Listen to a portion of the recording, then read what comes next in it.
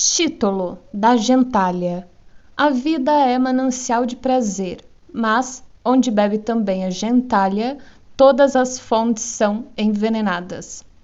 Sou afeiçoado ao que é limpo, mas não gosto de ver os dentes arreganhados e a sede dos impuros.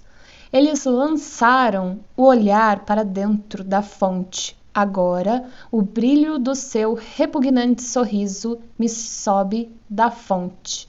A água sagrada eles envenenaram com sua lascívia, e ao chamarem de prazer seus sonhos imundos, envenenaram também as palavras. A chama se aborrece quando eles põem no fogo seus corações úmidos. O próprio espírito ferve quando a gentalha se aproxima do fogo. Adocicado e maduro demais, fica o fruto em suas mãos. Seu olhar torna frágil e seca a árvore frutífera. E alguns que se afastaram da vida, afastaram-se apenas da gentalha. Não queriam partilhar fonte, chama e fruto com a gentalha. E alguns que foram para o deserto e passaram sede com animais de rapina, queriam apenas não sentar-se em torno da cisterna com sujos cameleiros. E alguns que vieram como exterminadores e como granizo para os campos de frutos, queriam apenas pôr o pé na garganta da gentalha e assim lhe fechar a goela. E não foi esse o bocado em que eu mais engasguei? Saber que a vida mesma necessita de inimizade, mortes e cruzes de martírio? Mas sim perguntei um dia, e quase sufoquei com minha pergunta: como a vida também necessita da gentalha? São necessárias fontes envenenadas, fogos mal cheirosos, sonhos emporcalhados e vermes no pão da vida? Não o meu ódio, mas o meu nojo devorou-me faminto a vida. Cansei-me frequentemente do espírito quando vi também a gentalha com espírito, e aos dominadores voltei as costas ao ver o que chamam de dominar, regatear e mercadejar pelo poder com a gentalha. Entre povos de idioma estrangeiro, vivi com ouvidos tapados, para que a língua do seu regatear continuasse estrangeira para mim, e seu mercadejar pelo poder. E prendendo o nariz, percorri mal-humorado todo o ontem e hoje, em verdade. Todo o ontem e hoje fede a gentalha que escreve. Como um aleijado que se tornou surdo, cego e mudo, assim vivi muito tempo, para não viver com a gentalha do poder, da escrita e do prazer. Penosamente meu espírito subiu degraus e cuidadosamente esmolas de prazer foram seu bálsamo. Com a bengala, a vida se arrastou para o cego. Que me aconteceu afinal? Como me salvei do nojo? Quem rejuvenesceu meu olhar? Como voei até as alturas, onde nenhuma gentalha senta mais junto à fonte? Meu próprio nojo me deu asas e o dom de descobrir água? Em verdade, tive de voar à mais elevada altura para reencontrar o manancial do prazer. Encontrei-o, irmãos. Aqui, na mais elevada altura, brota para mim um manancial do prazer. Existe uma vida de que nenhuma gentalha bebe juntamente. Jorras quase impetuosa demais para mim, fonte de prazer. E com frequência esvazia novamente o copo, querendo enchê-lo. E devo ainda aprender a me acercar mais modestamente de ti. Impetuoso demais, flui o meu coração ao teu encontro. Meu coração no qual arde meu verão, breve, quente, melancólico, sobrefeliz, como anseia por teu frescor meu coração, verão. Foi-se a hesitante aflição de minha primavera, foi-se a maldade de meus flocos de neve em junho, um verão na mais elevada altura, com frias fontes e bem-aventurada quietude. Vinde, amigos, para que mais bem-aventurada ainda se torne a quietude. Pois esta é a nossa altura e nossa pátria. Aqui vivemos de maneira demasiado alta e arriscada para todos os impuros e sua sede. Apenas lançai o vosso puro olhar ao manancial do prazer, ó amigos. Como poderia ele turvar-se por isso? Em resposta, sorrirá para vós com a sua pureza. Na árvore futuro construamos nosso ninho, a nós solitários. Águias nos trarão alimento nos bicos, não alimento que também os impuros pudessem comer, na verdade. Pensariam estar comendo fogo e queimariam suas bocas. Em verdade, aqui não mantemos moradias para os impuros. Para os seus corpos, nossa felicidade seria uma caverna de gelo, e para seus espíritos também. E como fortes ventos, desejamos viver acima deles, vizinhos das águias, vizinhos da neve, vizinhos do sol. Assim vivem os fortes ventos, e como um vento quero um dia soprar entre eles e com meu espírito tirar-lhes o fôlego do espírito. Assim deseja meu futuro. Em verdade, um forte vento é Zaratustra para todas as baixuras, e este conselho ofereço ele aos inimigos e a todos que cospem e escarram. Guardai-vos de cuspir contra o vento. Assim falou Zaratustra. Título das Tarântulas. Olhai, eis a caverna da tarântula. Queres ver ela mesma? Aqui está a sua teia, toca-a, para que trema. Aí vem ela de bom grado. Bem-vinda, tarântula. Em teu dorso se acha negro, teu triângulo e emblema, e sei também o que se acha em tua alma. Vingança trazes na alma, onde mordes, cresce uma crosta negra, com vingança teu veneno faz a alma girar. Então falo convosco por imagens, vós que fazeis rodar a alma, vós, pregadores da igualdade, tarântulas sois vós para mim, e seres ocultamente vingativos, mas porei à mostra vossos pontos ocultos. Por isso vos rio no rosto minha risada das alturas. Por isso rasgo vossa teia, para que vossa raiva vos faça deixar vossa caverna de mentiras e vossa vingança pule de trás de vossa palavra justiça. Pois que o homem seja redimido da vingança, isto é, para mim a ponte para a mais alta esperança, e um arco-íris após longos temporais. Mas as tarântulas querem outra coisa, sem dúvida. Precisamente isto é justiça para nós, que o mundo seja tomado pelos temporais de vossa vingança. Assim falam umas com as outras. Vingança vamos praticar e difamação de todos que não são iguais a nós. Assim juram os corações das tarântulas. E vontade da igualdade, esse mesmo será doravante o nome para virtude, e contra tudo que tem poder levantaremos nosso grito. Ó pregadores da igualdade, é o delírio tirânico da impotência que assim grita em vós por igualdade. Vossos mais secretos desejos tirânicos assim se disfarçam em palavras de virtude.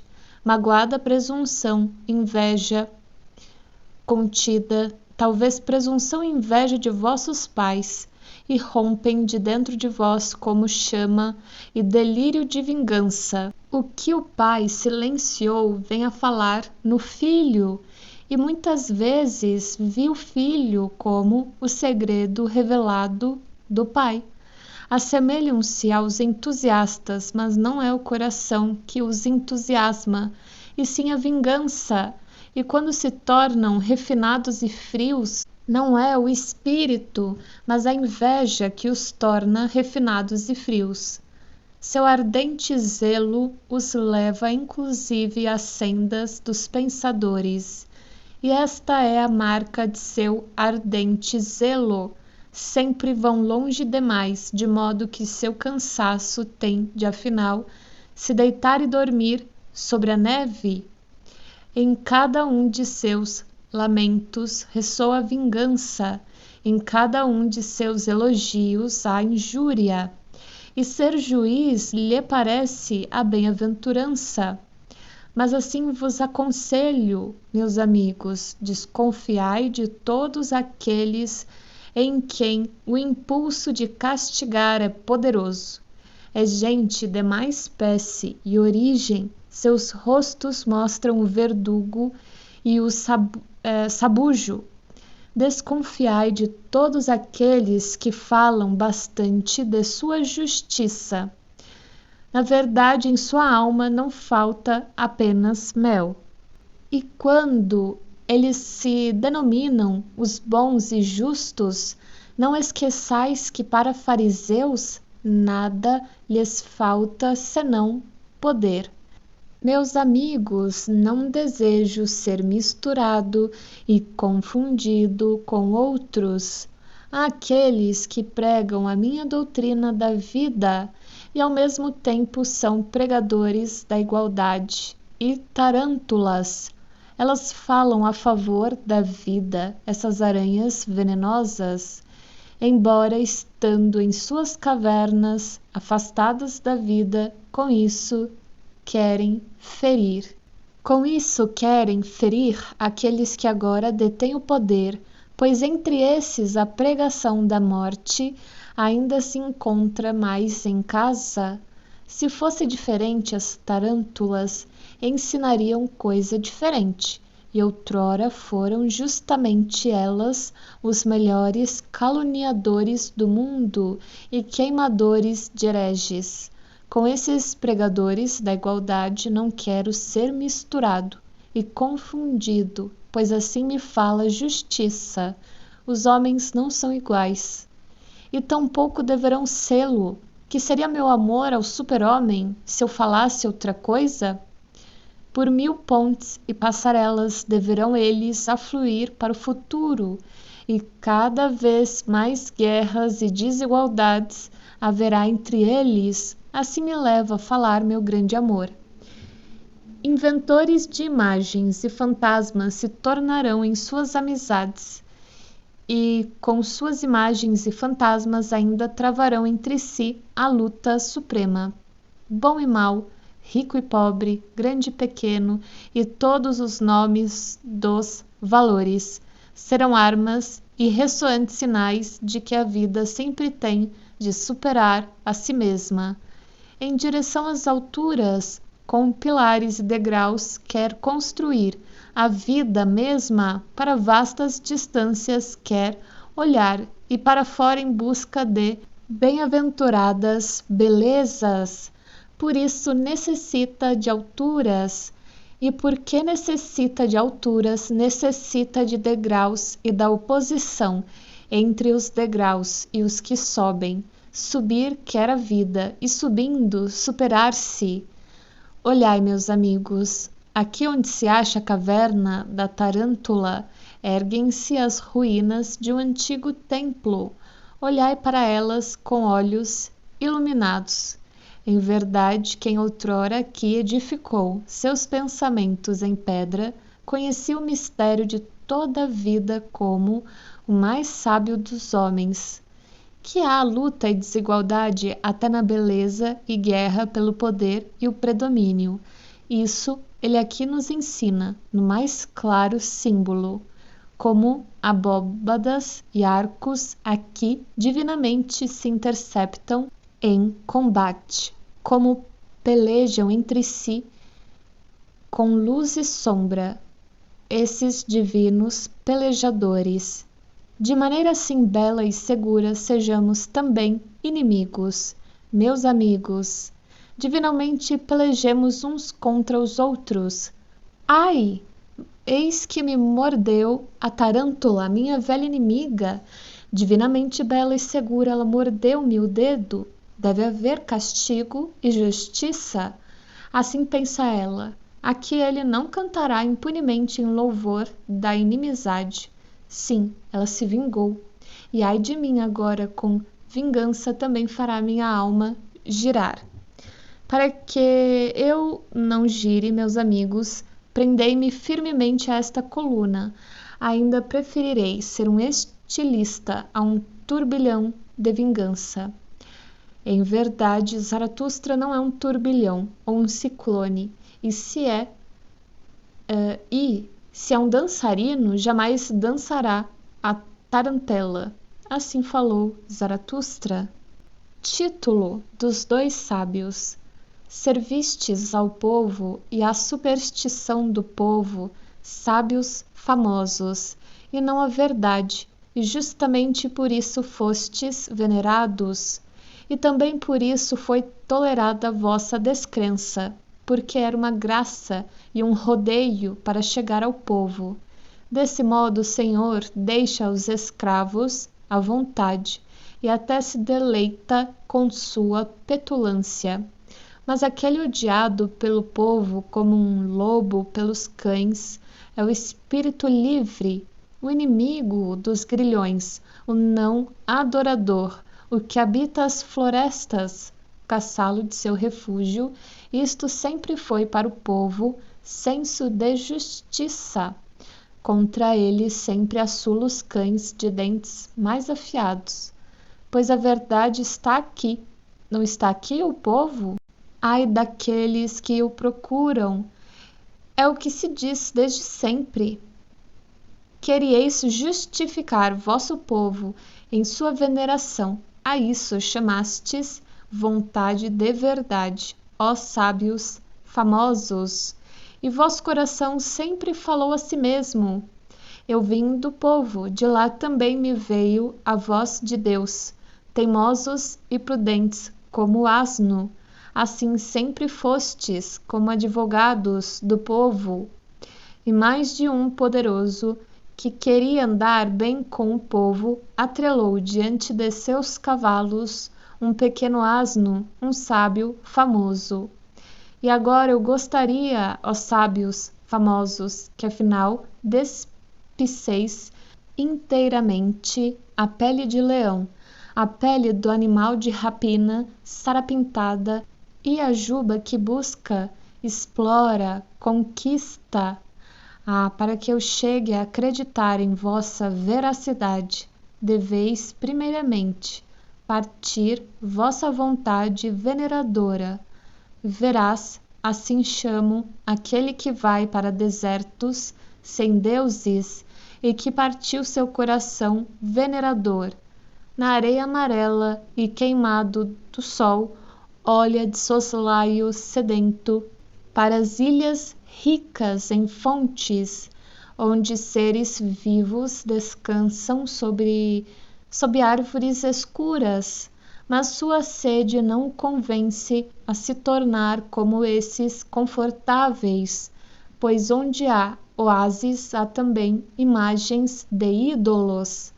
Faminta, violenta, solitária, sem Deus, assim quer a si mesma a vontade leonina, livre da felicidade do servo, redimida de deuses e adorações, destemida e temível, grande e solitária, assim é a vontade do veraz. No deserto moraram desde sempre os verazes, os espíritos livres, como senhores do deserto, mas nas cidades moram os bem nutridos, famosos sábios, os animais de tiro, pois sempre puxam, como asnos, a carroça do povo. Não que eu me irrite com eles por isso, mas para mim continuam servidores e arreados, ainda que resplendam com arreios de outro. e muitas vezes foram bons serventes, dignos de louvor, pois assim fala a virtude. Se tens de servir, procura aquele a quem sejas mais útil. O espírito e a virtude de teu Senhor devem crescer pelo fato de o servires. Assim tu mesmo crescerás com seu espírito e virtude. E em verdade, ó sábios famosos, os serventes do povo, vós mesmos crescestes com o espírito e a virtude do povo, e o povo através de vós. Em vossa honra o digo, mas permaneceis povo também. Em vossas virtudes, povo com olhos fracos, povo que não sabe o que é espírito. Espírito é a vida que corta na própria vida, no próprio sofrimento, aumenta o próprio saber. Sabieis isso? E a felicidade do espírito é essa, ser ungido e consagrado, vítima de sacrifício com lágrimas. Sabieis isso? E a cegueira do cego, e seu buscar e tatear deverão testemunhar o poder do sol para o qual ele olhou. Sabieis isso? E com as montanhas o homem do conhecimento deve aprender a construir. É pouco que o espírito mova montanhas. Sabieis isso? Conheceis apenas as centelhas do espírito, mas não vedes a bigorna que ele é, nem a crueldade do seu martelo. Em verdade, não conheceis o orgulho do espírito, e menos ainda suportaríeis a modéstia do espírito, se ela um dia quisesse falar. E jamais pudestes lançar vosso espírito num fosso de neve? Não sois quentes o bastante para isso? Assim não conheceis tampouco os êxtases de sua frieza. Em tudo, porém, agis com excessiva familiaridade com o espírito, e muitas vezes fizestes da sabedoria um abrigo e hospital para poetas ruins. Não sois águias, assim tampouco experimentastes a felicidade que há no terror do espírito. E quem não é pássaro não deve permanecer sobre os abismos. Vós me pareceis mornos, mas todo conhecimento profundo corre frio. São gélidas as mais íntimas fontes do espírito, bálsamos para mãos quentes e para os que agem com ardor. Aí estáis, honrados, tesos e aprumados, ó sábios famosos. Não vos impele nenhum forte vento e vontade. Não viste jamais uma vela sobre o mar, redonda, inflada e tremendo a impetuosidade do vento? Semelhante à vela tremendo a impetuosidade do vento, vai minha sabedoria sobre o mar, minha selvagem sabedoria. Mas vós, serventes do povo, vós, sábios famosos, como poderíeis ir junto comigo? Assim falou Zaratustra. Título: O Canto Noturno. É noite, falam agora mais alto todas as fontes que jorram, e também minha alma é uma fonte que jorra. É noite, despertam somente agora todos os cantos dos que amam, e também minha alma é o canto de alguém que ama. Há em mim algo insaciado, insaciável, que deseja se pronunciar. Uma ânsia de amor se acha em mim, e ela mesma fala a linguagem do amor. Luz eu sou, quisera eu fosse noite, mas esta é a minha solidão, estar cingido de luz. Quisera eu fosse escuro e noturnal, como desejaria sugar do peito da luz, e ainda vos desejaria abençoar pequenos lumes estelares e vagalumes lá no alto, e ser venturoso por vossas dádivas de luz. Mas eu vivo em minha luz própria, sorvo de volta em minhas chamas, que de mim saem. Não conheço a felicidade de quem recebe. E muitas vezes sonhei que roubar será mais venturoso que receber. Esta é a minha pobreza, que minha mão jamais descansa de presentear. Esta é a minha inveja, ver olhos expectantes e as iluminadas noites do anseio. Ó desventura dos dadivosos, ó escurecer do meu sol, ó ânsia de ansiar, ó fome na saciedade. Eles recebem de mim, mas ainda toco sua alma? Há um abismo entre dar e receber, e o menor abismo é o último a se transpor. Uma fome nasce de minha beleza. Gostaria de magoar aqueles que ilumino, de assaltar os que presenteio. Assim tenho fome de maldade. Retirar a mão quando uma mão já se estende para ela, semelhante à cachoeira, que ainda na queda hesita. Assim tenho fome de maldade. Tal vingança medita minha plenitude. Tal perfídia brota de minha solidão. Minha ventura ao presentear morreu ao presentear. Minha virtude cansou-se de mim mesma em seu excesso. Aquele que costuma presentear, seu perigo é perder o pudor. Aquele que costuma repartir, sua mão e seu coração têm calos de repartir. Meu olho já não lacrimeja ante o pudor dos que pedem. Minha mão tornou-se dura demais para sentir o tremor das mãos cheias. Para onde foram as lágrimas de meus olhos e a penugem de meu coração? Ó solidão dos dadivosos, ó silêncio dos luminosos, muitos sóis circulam nos espaços ermos. Para tudo que é escuro falam com sua luz. Para mim silenciam. Ó, esta é a hostilidade da luz ao luminoso. Impiedosa percorre ela suas órbitas. Injusto para com o luminoso no mais fundo de seu coração. Frio para com os sóis. Assim anda cada sol. Como uma tempestade voam os sóis em suas órbitas, seguem sua vontade inexorável. Esta é a sua frieza. Ó seres escuros, noturnais, somente vós retirais calor do que é luminoso. Somente vós bebeis bálsamo e leite dos úberes da luz. Há gelo ao meu redor. Minha mão se queima ao tocar no gelo. Há sede em mim. Há sede em mim, e ela arde por vossa sede. É noite.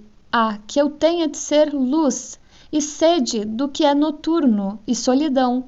É noite, como uma nascente agora irrompe meu anseio. Falar é meu anseio. É noite, falam agora mais alto todas as fontes que jorram, e também minha alma é uma fonte que jorra. É noite, despertam somente agora todos os cantos dos que amam, e também minha alma é o canto de alguém que ama. Assim cantou Zaratustra.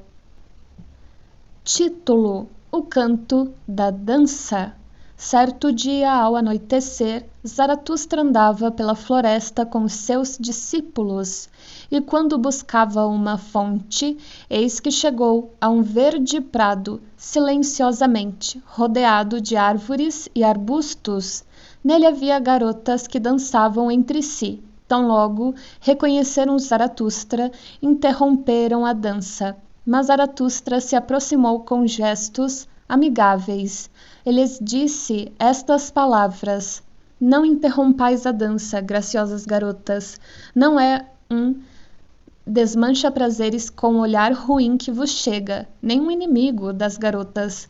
Sou advogado de Deus perante o diabo, mas este é o espírito de gravidade. Como poderia eu, ó leves criaturas, ser inimigo das danças divinas? Ou dos pés de moças com belos tornozelos? É certo que sou uma floresta e uma noite de árvores escuras, mas quem não receia minha escuridão também encontra rosas sob os meus ciprestes, e também encontra o pequeno Deus, que é o favorito das moças. Junto à fonte se acha ele deitado, em silêncio, de olhos fechados. Na verdade, em pleno dia, ele adormeceu, o mandrião. Terá corrido demais em busca de borboletas? Não vos zangueis comigo, ó belas dançarinas. Se eu disciplinar um pouco o pequeno Deus, ele vai gritar certamente e chorar, mas é de rir até quando chora. E com lágrimas nos olhos, ele vos pedirá uma dança, e eu próprio entoarei um canto para sua dança. Um canto para dançar e zombar do espírito de gravidade do meu altíssimo e poderosíssimo diabo, do qual dizem ser o senhor do mundo.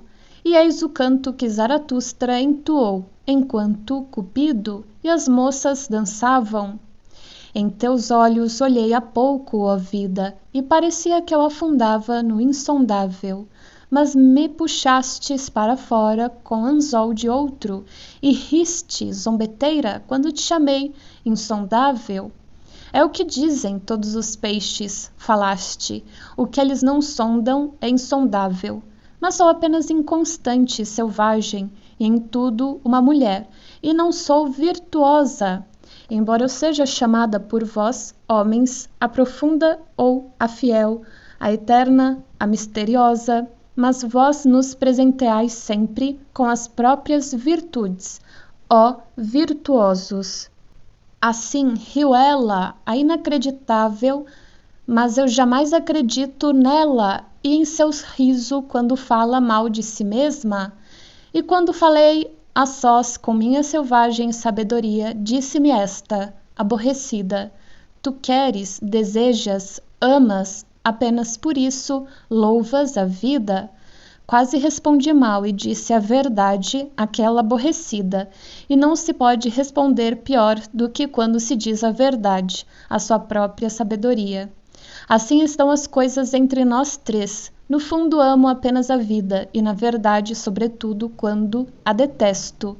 Mas que eu seja bom com a sabedoria, e frequentemente bom demais.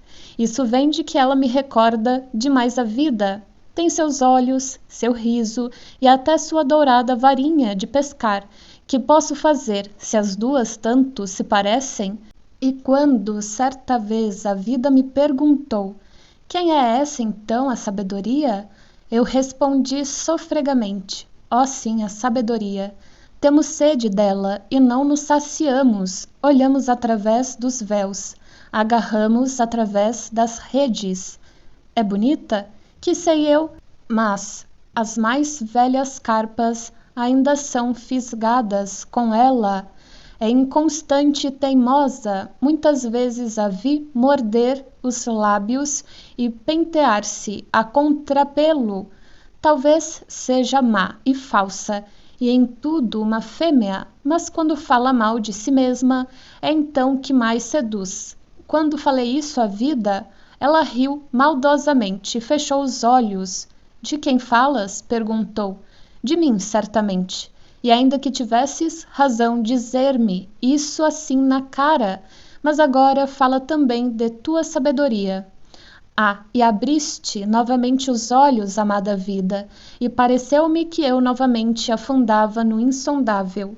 Assim cantou Zaratustra, mas quando a dança chegou ao fim e as moças partiram, ele se entristeceu. Há muito sol se pôs, disse afinal. O prado está úmido e um frio vem dos bosques. Algo desconhecido está a meu redor. E olha, pensativo. Como? Ainda vives, Zaratustra? Por quê? Para quê? Com quê? Para onde? Onde? Como? Não é tolice ainda viver?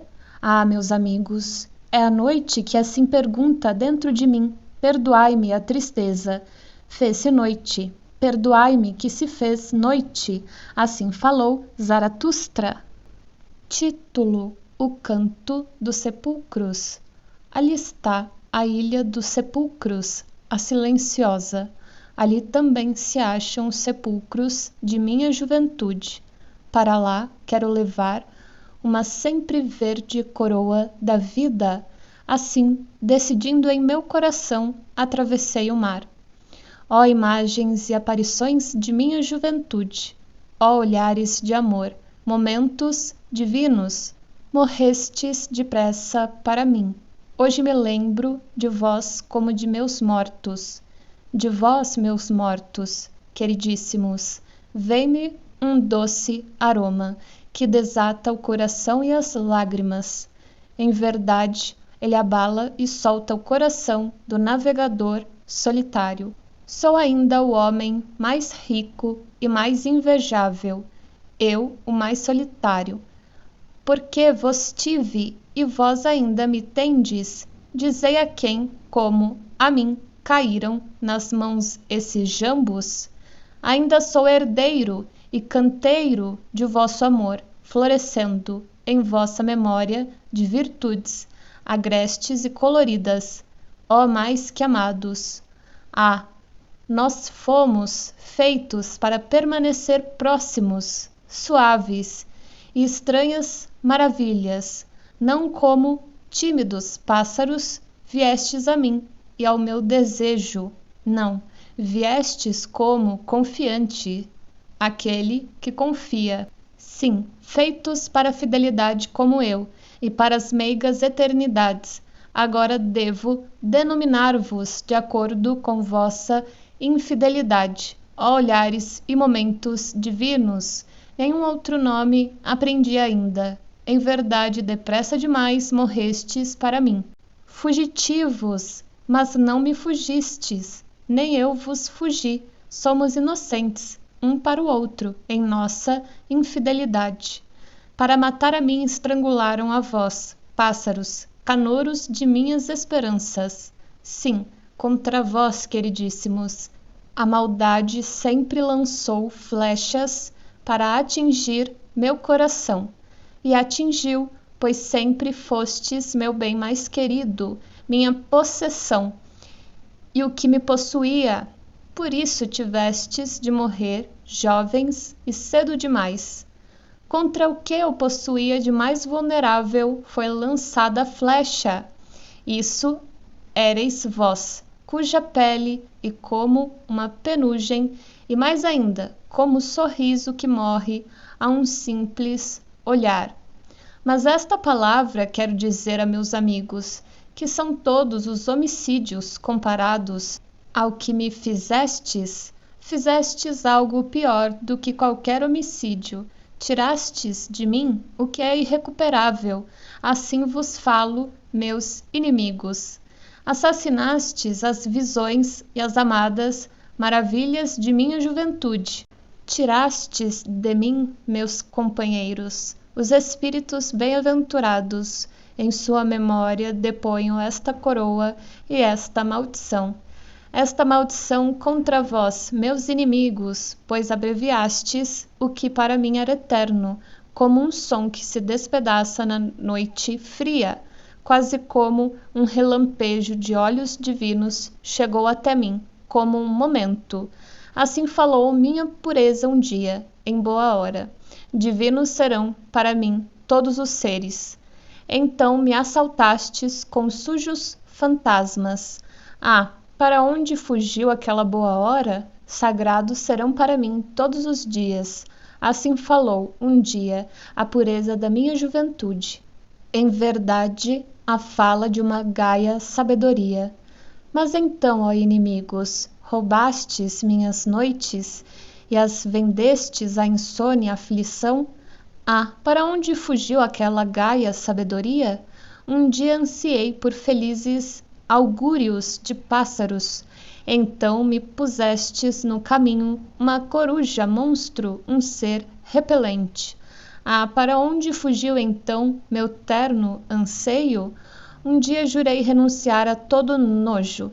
Então transformastes meus próximos e vizinhos em pústulas. Ah, para onde fugiu meu mais nobre juramento? Como cego percorri caminhos bem-aventurados um dia. Então jogastes imundice no caminho do cego, e agora o enoja, sua velha trilha de cego. E quando fiz o que me era mais difícil e festejei a vitória de minhas superações, então fizestes os que me amavam gritar que eu os feria mais que nunca. Em verdade, este sempre foi o vosso agir.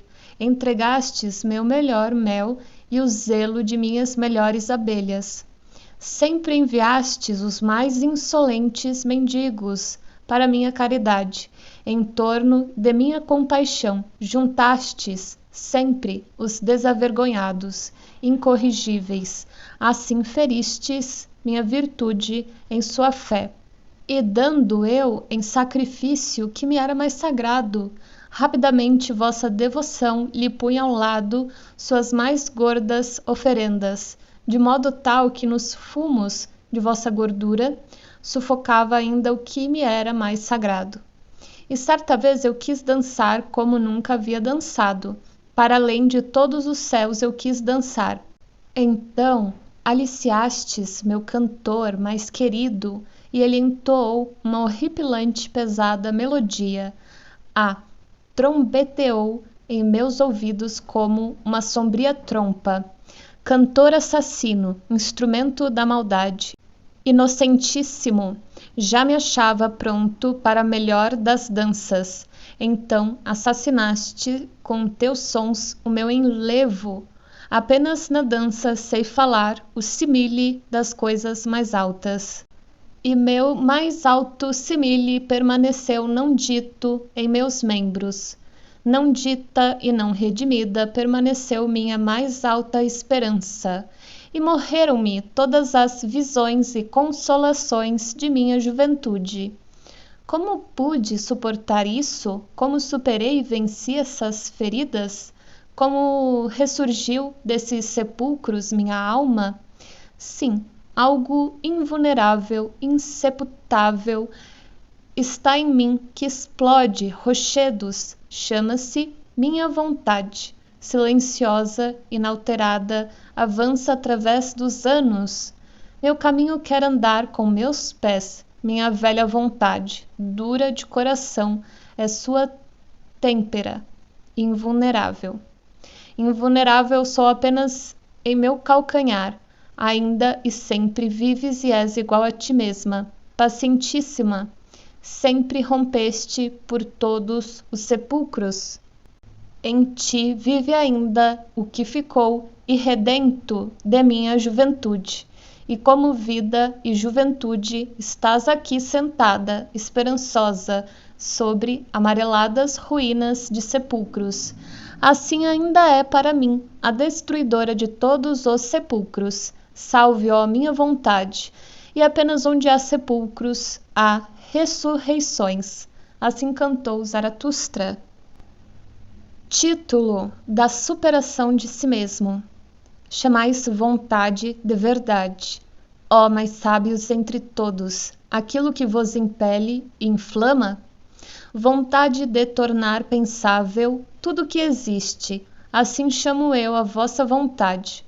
Tudo que existe quereis primeiramente fazer pensável, pois duvidais com justa desconfiança de que já seja pensável, mas deve se adequar e se dobrar a vós. Assim quer vossa vontade. Liso deve se tornar e submisso ao espírito, como um espelho e reflexo. Esta é toda a vossa vontade, ó mais sábios entre todos, uma vontade de poder, e também quando falais de bem e mal e das valorações. Quereis ainda criar o mundo ante o qual podeis ajoelhar-vos. É a vossa derradeira esperança e embriaguez. Sem dúvida, os inscientes, o povo, são como o rio onde um barco prossegue, e nesse barco, sentadas, solenes e encobertas, as valorações. Vossa vontade e vossos valores colocastes no rio do devir. Uma antiga virtude de poder me é revelada pelo que o povo acredita ser bem e mal. Fostes vós sábios entre todos que pusestes tais convidados nesse barco, e lhes destes pompa e orgulhosos nomes, vós e vossa vontade dominadora. Agora o rio leva adiante o vosso barco, tende levá-lo. Pouco importa se a onda que quebra espumeje e se oponha furiosamente à quilha. Não é o rio o vosso perigo e o fim de vosso bem e mal, ó sábios, entre todos, e sim aquela vontade mesma, a vontade de poder, a inexausta geradora vontade de vida. Mas para que compreendais minhas palavras sobre bem e mal, quero dizer-vos também minhas palavras sobre a vida e a maneira de tudo que vive. Fui atrás do que vive, fui pelos maiores e os menores caminhos para conhecer sua maneira. Com espelho de 100 faces captei seu olhar, quando tinha a boca fechada, para que seus olhos me falassem, e seus olhos me falaram. Mas onde encontrei seres vivos, ouvi também falar de obediência. Tudo que vive obedece. E esta foi a segunda coisa: recebe ordens aquele que não sabe obedecer a si próprio. Tal é a maneira do que vive. Mas esta foi a terceira coisa que ouvi, que dar ordens é mais difícil que obedecer, e não apenas porque o que ordena carrega o fardo de todos os que obedecem, e esse fardo pode facilmente esmagá-lo. Em toda ordem vi experimento e risco ao dar ordens. O vivente sempre arrisca a si mesmo. E também quando dá ordens a si mesmo, também aí tem de pagar por ordenar, tem de se tornar juiz, vingador e vítima de sua lei. Mas como acontece isso? Perguntei a mim mesmo. O que persuade o vivente a obedecer, ordenar e ordenando também exercer a obediência? Escutai agora minhas palavras, ó sábios entre todos. Examinai cuidadosamente se não penetrei no coração da vida e até nas raízes de seu coração. Onde encontrei seres vivos, encontrei vontade de poder, e ainda na vontade do servente encontrei a vontade de ser senhor. Que o mais fraco sirva ao mais forte, a isto persuade sua vontade, que quer ser senhora do que é ainda mais fraco. Deste prazer ele não prescinde.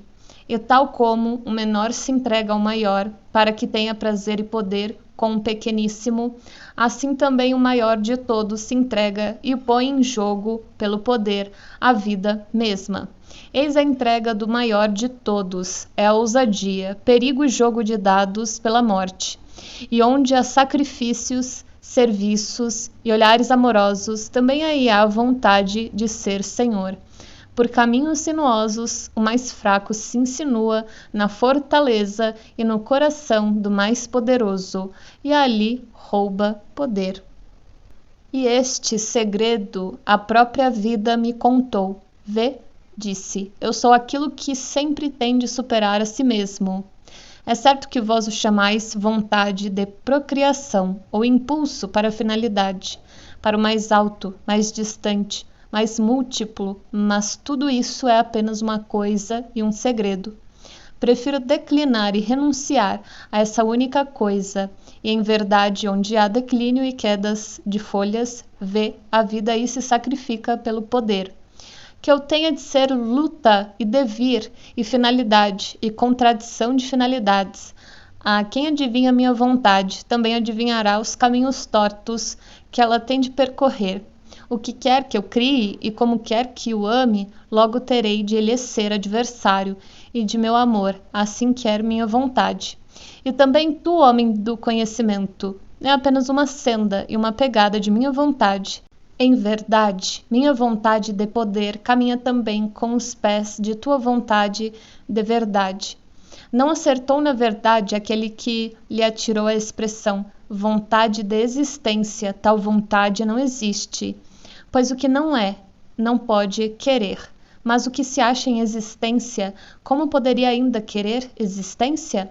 Apenas onde há vida, há também vontade, mas não vontade de vida, e sim eis o que te ensino, vontade de poder.